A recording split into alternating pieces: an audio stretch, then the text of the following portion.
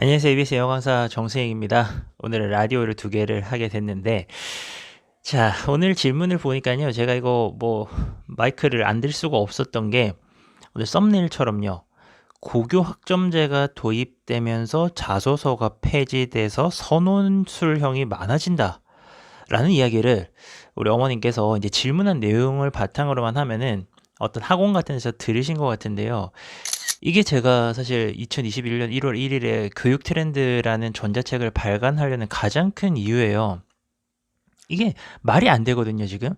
고교 학점제라고 하는 거는 학생들이 이제 대학교처럼 고등학교 가서 자기가 원하는 과목, 진로 관련된 과목을 듣고서 그거를 이수하면은 대학에 갈 수 있도록 해주겠다라는 이제 그런 어떤 자기 주도성 또는 이제 진로에 관련된 역량을 길러주는 그런 제도이고, 자소서 폐지랑은 상관이 없죠. 자소서가 폐지된다라는 거는 2019년 11월에 발행이 된 이제 대입 공정성 강화 방안이라 그래가지고 학생부 종합 전형이 아무래도 외부 요인이 많이 작용하는 것 같다. 아마 학부모 요인도 작용하고 사교육 요인도 있고 해서 학생부 종합 전형의 공정성을 좀 높여라. 라고 해가지고 그런 방향으로 정시가 확대가 되고 추천서 없어지고 자기소개서는 점차 줄어서 궁극적으로는 이제 폐지가 될 계획입니다. 이 내용도 제가 교육 트렌드에 담을 거고요.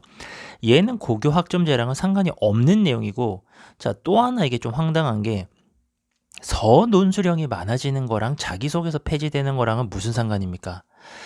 자기소개서가 폐지가 되고 교사 추천서가 폐지가 된다라는 것은 그만큼 내신이랑 생기부가 중요해진다라는 거고, 그럼 생기부 중에서도 기록이 축소되는 영역들을 제외하고 나면은 교과세 특이라 그래가지고 수업 시간에 우리 아이가 이러이러한 것을 했다, 이러이러 활동을 했다, 이런 결과물을 냈다, 이런 것들을 적어주는 칸이 있습니다. 과목별 500자고요. 여기 칸이 굉장히 더 중요해질 것이기 때문에 앞으로 학교는 지금도 그렇지만 수업에서의 활동이 굉장히 다양해질 것이고, 어쨌든 수업 안에서 학생부 종합전형의 역량을 챙기기 위한 방향으로 발전할 것 같은데 서논술형 많아지는 거랑은 상관이 또 없는 이야기예요. 그러니까 서논술형이 많아질 거라는 맥락은 또 다른 맥락인 거죠. 자소서 폐지가 되는 거랑은 상관이 없이 서논술형은 또 이제 그쪽이 좋은 방향이 있으니까 이제 이거는 또 따로 많아지겠다라는 건데, 이 세 가지를 엮어서 설명을 만약에 했다면은 전혀 잘 모르시는 거죠. 그래서 제가 교육 트렌드를 발간을 할 거고요. 이 정도 내용은요, 지금 들어보시니까 아 그렇구나라는 생각 드시잖아요. 그러니까 지금 우리가 한 2분 이야기했는데 이 정도로도 여러분들이 쉽게 이해가 되시는 내용들이기 때문에 제가 정확하게 팩트 위주로 발간을 해 드릴 테니까 조금만 기다려 주시고요. 오늘 이제 또 이야기는 쓰기입니다. 쓰기. 서논술형 이제 많아질 거기 때문에 쓰기 중심으로 가져가야 된다고 하는데, 정확하게 딱 말씀드릴게요. 만약에 우리 아이가 영어를 잘하고 싶어서, 그러니까 영어를 언어로서 잘하고 싶어가지고 말하기 쓰기를 곧 교육하신다? 그러면 하셔도 됩니다. 말하기 쓰기라는 게 정말 중요하잖아요. 이게 이제 돼야 의사소통도 되고 이제 일상에서도 쓰고 하는 건데, 그거는 영어를 뭐 가르치는 사람이나 관계자들은 다 아는 겁니다. 말하기 쓰기 정말 중요합니다. 그리고 여기서 영어 실력이라고 하는 게 대부분의 사람들이 생각하는 영어 실력이 판가름이 나죠. 그러니까 우리 아이가 영어를 잘하는, 언어로서 잘하는 아이로 기르고 싶다라고 한다면은 말하기 쓰기에 신경을 쓰셔야 되고요. 근데 지금 이 질문의 마지막에 보면은 이렇게 익명이니까 좀 읽어 드릴게요. 살림이 넉넉하지 못해서 사교육을 못 시키는 부모라고 하신다면은 이거는 영어 1등급까지만 딱 목표로 하셔야죠. 대입까지만 딱 챙겨 주셔야 됩니다. 그러면은 대입을 위해서 필요한 영어 실력이라고 하면은 내신에서 1등급 받을 수 있는 실력, 수능에서 1등급을 받을 수 있는 영어 실력입니다. 일단 수능에는 쓰기 영역이 없습니다. 그쵸? 말하기 쓰기 없어요. 그래서 여기에는 쓰기가 들어가지 않고요.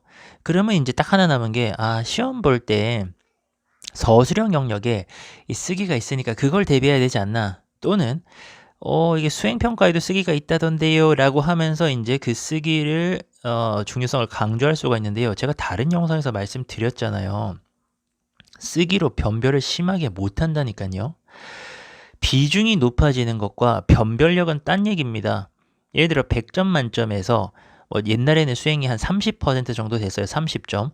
근데 이게 50점, 60점으로 늘어날 수 있겠죠. 이게 방침이 그렇게 되면은 높여야 됩니다. 높이는데 근데 예를 들어서 60점 중에서 몇 점이나 변별이 나냐 이거죠. 제일 잘하는 아이와 최하위권 아니에요. 그 다음 잘하는 아이, 걔네들끼리 이제 경쟁이기 때문에 최상위 아이와 그 다음에 상위권 아이를 몇 점이나 변별할 것인가? 60점 할 거예요?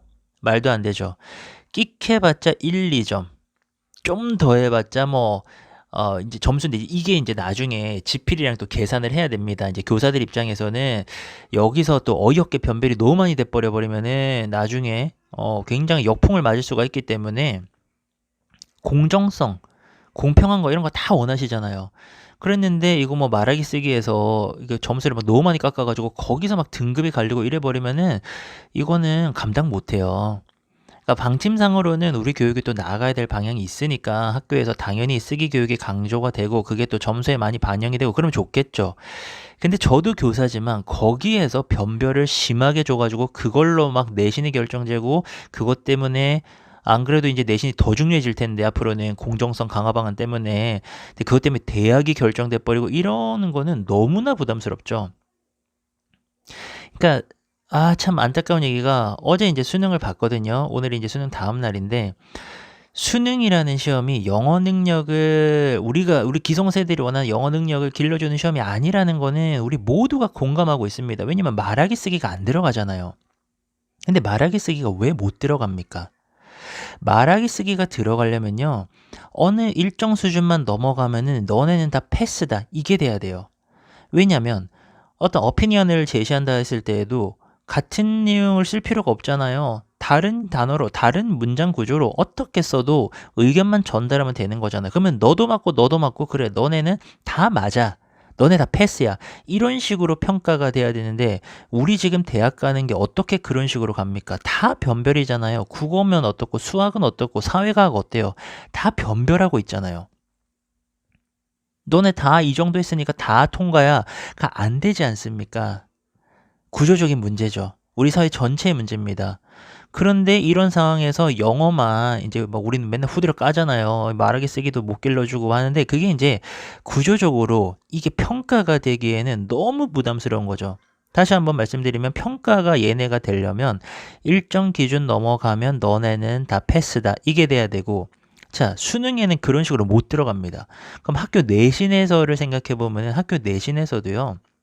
수행평가 어느 정도 이상 잘하면은 다 만점 주면은 문제가 없습니다. 근데 아주 깐깐하게 막 최상위권에서 1점이라도 가르겠다? 정말 쉽지 않습니다. 저도 특목고 근무 경험 있지만 잘하는 아이들 사이에서 말하기 쓰기 그거 단어 몇 개 또는 오류 한두 개 가지고서 깎는 거 정말 쉽지 않아요. 정말 쉽지 않습니다. 그래서 저는 제 개인적인 소견이에요. 개인적으로는 비중이 높아지는 거랑 이거 지금 변별이 되는 거랑은 별개로 생각을 하셔야 될 거라고 생각하고요. 서술형도요. 그래서 저희가 에세이 라이팅이 아니란 말이에요. 일부 자사고 특목고 이런 데 제외하고는 일반계 인문계 고등학교에서는 서술형 시험에서 쓰라고 하는 게 문법 요소 바탕으로 단어 주고 또는 단어 섞어서 이렇게 아주 통제된 글쓰기라고 합니다. 통제된 글쓰기를 하지. 자, 이것에 대해서 너의 어피니언을 마음껏 써봐. 찬반 의견 마음껏 써봐. 이거 채점 안 돼요. 그렇게는 수행평가에서는 그렇게 이제 내준 다음에 그래 어느 정도 잘 썼으니까는 너네 만점 이건 가능하지만 서술형에서 그걸로 1점 갖고 너 2점 갖고 너 3점 갖고 이거 정말 쉽지 않습니다. 그러니까 자꾸 조건을 주고 통제를 할 수밖에 없고요. 그럼 대비하는 입장에서는 사실 문법을 알면요 이거 충분히 쓰실 수 있습니다. 충분히 쓰실 수 있어요.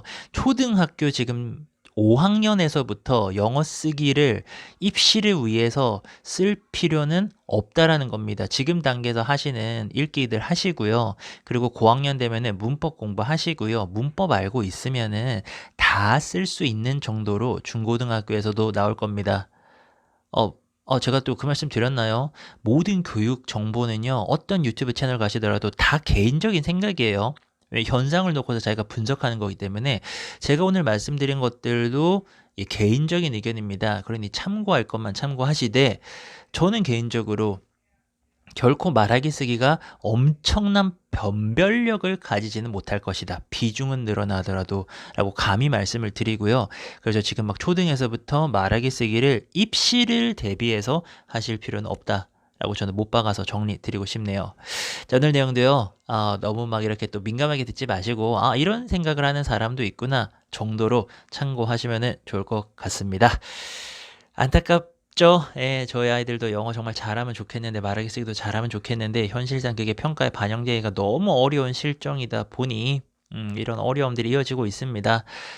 비판만 한다고 달라지는 건 없겠죠. 예, 조금이라도 교육 환경 나아질 수 있도록 저도 꾸준히 노력하도록 하겠습니다. 오늘도 파이팅 하시고요. 응원 보내드릴게요. 내일 봬요.